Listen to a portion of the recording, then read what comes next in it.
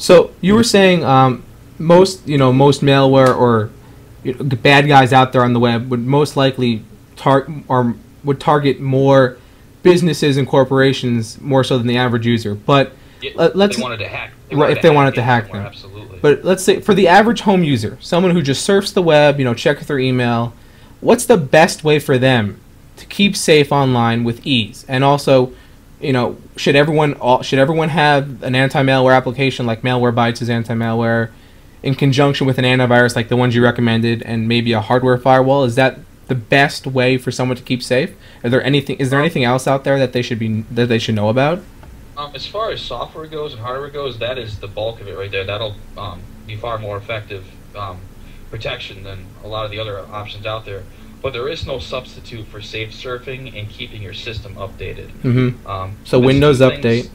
Yeah, a lot of people don't know that Office software has updates. They've Right. never been to the Office update site. Mm-hmm. A lot of people don't update their Java. A lot of people don't update things like, I've seen, I think WinZip has exploits for it. QuickTime has exploits for it. A lot of the software people have had for a year or more and never updated it. Right. And simply surfing the web, they can get infected by going into a hack. It can be a perfectly safe web page that happens to be compromised on the day a hacker has hacked into it, and they've clicked nothing, they've done nothing wrong. Their system's infected only because they didn't update their software. Right. And that's unfortunate that being online it comes down to that. You have to be very safe when you surf online, and keeping your software updated, as you said, having the right tools is very important. So if someone were to buy Malwarebytes anti-malware, what do they get from that? What in addition to whatever the free version provides? They get active protection against everything we can detect with our scanner. They get active protection against it. So let's say they do accidentally go to a page that's legitimate, that just happens to be compromised, and something attempts to execute. We'll recognize that and prevent it from executing. You'll get a prompt asking whether to allow it or deny it. You can deny it and run a scan and make sure there wasn't anything else that slipped by. But the start points of infections are critical to block, and that's where the active protection of the Pro version comes in handy, because even if we would miss, let's say, 10% of the fallout, if we can stop that first file dead from running, none of the infection gets in. Right. It'll be completely protected. And we do target, just like with our scanner, the active protection has a lot of definitions that the only thing they do is prevent the start points of a lot of the really big infections that are missed by the antivirus companies currently. So the protection is much better than just having the scanner will clean your system up, but this will actually prevent infections from taking root. And some infections actually have damage so severe that it might not be fixable in your system. There's infections that hijack your services, blow away safe mode, and a couple other really pretty nasty things. Yeah, and if you can prevent them from ever getting into your system to begin with, there's no damage to undo. Is there also? I've used a lot of anti-malware apps while I was on Windows. I know some of them are pretty. I don't want to say intrusive, but they're annoying in terms of their real-time protection. They always pop things up. Does Malwarebytes' anti-malware do that? No, it's only going to warn you when something that it knows is bad is going to attempt to run. Future versions of MBAM will be getting more heuristic blocking, but even then, it's not going to be every time something runs. It's not going to be like Vista's user access control, right. where it asks you a question every single time. The future versions of MBAM, for example, if a service attempts to install and there's no version information on the driver, you'll get a prompt, because 99.9% of the time that's going to be a rootkit and you're not going to want it. Right. Things of that nature. You're going to get bugged, but when you should be bugged. That's important, though. And one of the other things we're looking to add in one of the next couple of versions of MBAM is malicious IP range blocking.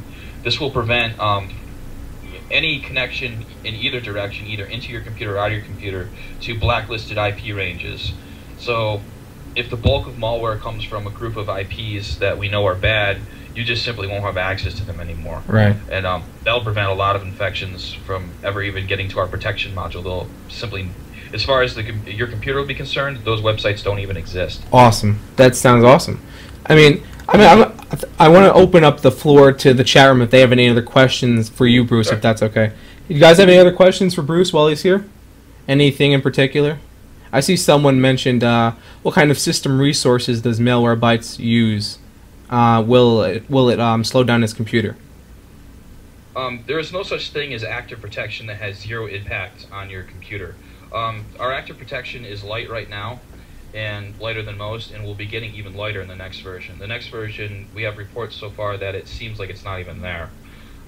So right now it's light, and it will be getting lighter. Awesome. Our actual application itself is extremely small. The download is tiny compared to most companies, right. And the updates aren't very big either. I think it's under 2 megs, isn't it, the download? Yeah, it's small. Yeah. I mean, I host it on Best Techies servers, so I'm aware of what's going on with that. But so it is pretty small, I have to tell you that. We also have the best quick scan there is in the industry. That's one thing I probably should have mentioned before is anyone using our software, you don't need to use the full scan. The quick scan is designed to hit all the places malware is observed to exist in the last year, everything that's in memory, and everything that's set to launch automatically when you start Windows. After that, it does the full regular search for all our heuristics and all the special case searches we do. All those are included in the quick search. So the only thing that doesn't get searched in the quick search is folders where we haven't seen malware before. So it's virtually impossible to get something by the quick scan. I've actually never needed to use the quick scan at all ever. You mean the full scan? Anytime it misses something, I simply modify the program to search in that folder too. Right.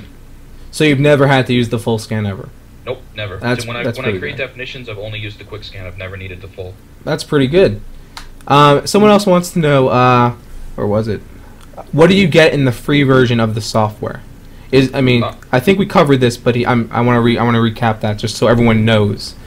Well, we have no plans to ever charge for what we do for free now. We're going to maintain that forever. Okay. The free version, you're entitled to free definition updates as frequently as you get them from the pro version. I know some companies give you less updates or less frequent updates if you have the free version. That's not the case with us. It's the identical database. Mm-hmm. And you get free program updates forever. Like when you go from 1.24 to 1.25, there's no, you need to re-download it. It'll just go get it for you. Right. And I can vouch for that. The upgrading is very simple. All you have to do is click a button inside the program and it pulls it down from the server and it'll install it for you and relaunch it. It's very, very simple.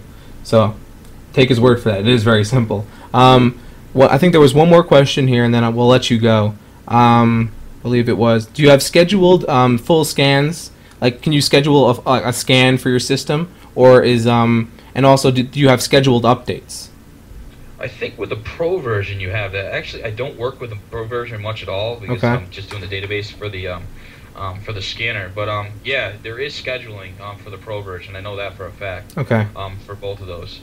A lot of people like to schedule, full scan for overnight, while they're sleeping, have their all their scans run. And that's a good time to do scans and updates. Updates are an interesting thing with MBAM.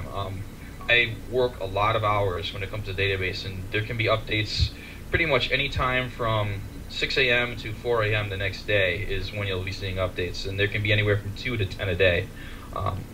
So okay. Updating once a day actually isn't enough with MBAM if you're not unless you have it on automatic. Okay. And is automatic something in the free version, or is that only in the pro version? No, not in the free version. Doesn't do that automatically. No. Okay. But if you had the pro version, you could set it to automatically download them. Awesome. And we're looking to improve all the automatic features we have. We're looking to improve them over time, and we do have a forum where people can leave suggestions and comments. Sure. Where is that forum located?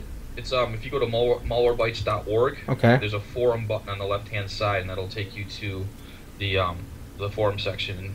From there, you'll see places to, leave comments or suggestions. And we'll have all these links, by the way, in the blog post when we post it up there. So don't worry about that. If you can't catch it now, we'll have it up on the blog at besttechie.net/blog, and you can read it there. Bruce, I'd like to thank you for joining us and talking to us today. It was very helpful, and I'm sure a lot of people got a lot of questions answered and hopefully learned something.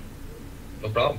Thanks, Bruce, and this has been live.besttechie.net, the place where we always talk tech, answer your tech questions and everything technology related. Feel free to stop by the chat room at live.besttechie.net. Even if I'm not streaming, you can come chat with us. We have 107 people in there right now, all talking away about Malwarebytes' anti-malware. And of course, remember, we're doing this giveaway on August 23rd at 4 p.m. We're giving away a free iPod Touch. So be here for that, 4 p.m. Eastern Time on August 23rd. Until then, we'll see you. And remember, take care of your computers.